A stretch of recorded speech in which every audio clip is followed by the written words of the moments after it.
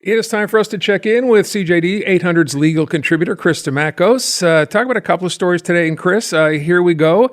This is a trend I'm pretty sure I heard about a while ago. We called it at the time quiet quitting, right? The idea that you as an employee decide you've had enough, you don't really let anybody know, maybe you post it on social media and you're done. And it's something that typically had not been done. Usually you gave notice, you went through the protocol, but nope. And now we're finding out that apparently young employees, more than anyone else, are quitting their jobs by providing notice not to their employer, but by posting on social media. And you think this is a bad idea. Why?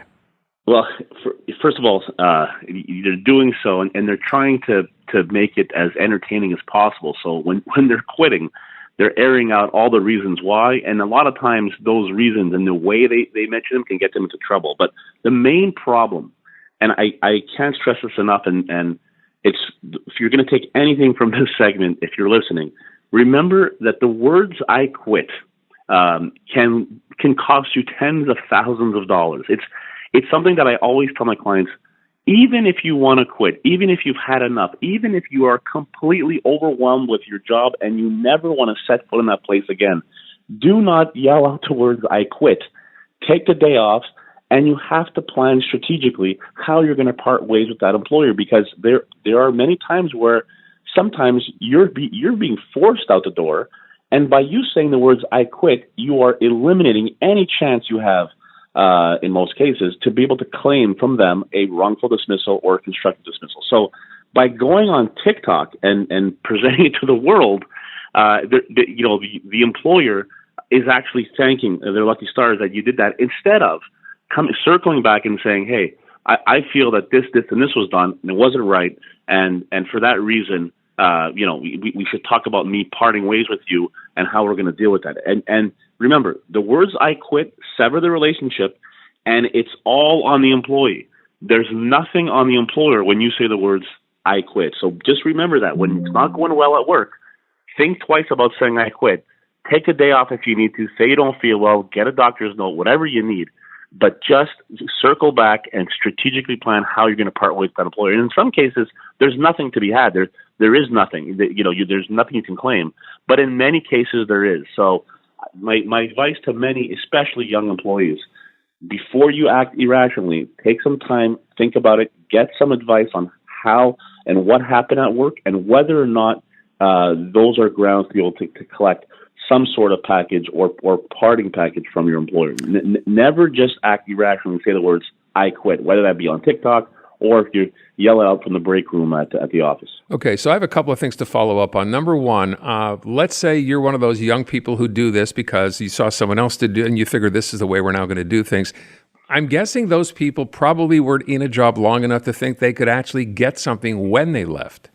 Is that a consideration? Yes, it is a consideration, but here's the thing: when you decide to, even let's say you're working at a place for 6 months, probably nothing worth your while. Well, here's something else you got to think about: that social media post, which is going to go viral sometimes, when you're looking for new employment. There are many employers now that are paying firms, specialty firms, to do what is called an audit, a social media audit, and take a look at what you've been posting, what you look like, what your profiles look like.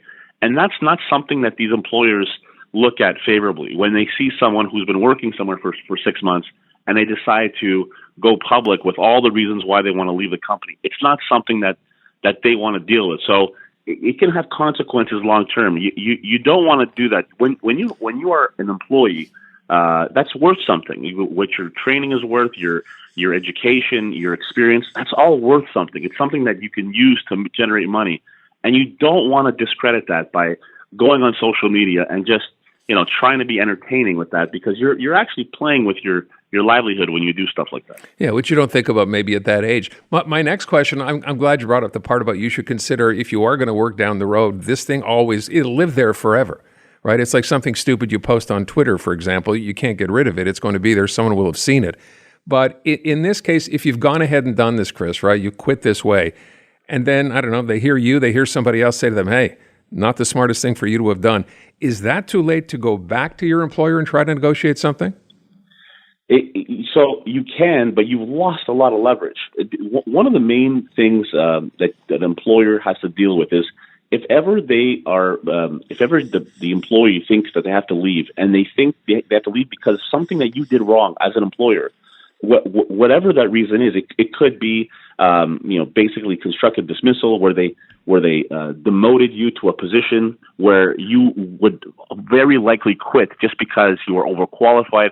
So an employer doesn't want to fire you because they don't want to deal with the wrongful dismissal claims. So they demote you to a position where you're not happy. Well, when you go online or when you post and say I quit and all these reasons, what you're doing is you're taking away the liability of the employer and putting that on you. It's your decision to quit and not that of the employer. So you basically have to be careful when you make statements, and that goes for not only online, but even if you're going to communicate with your employer. Like I said, if you're going to part ways, if you can't work there anymore, the question you have to ask yourself is, why? Do I not want to work there anymore because of what the employer did?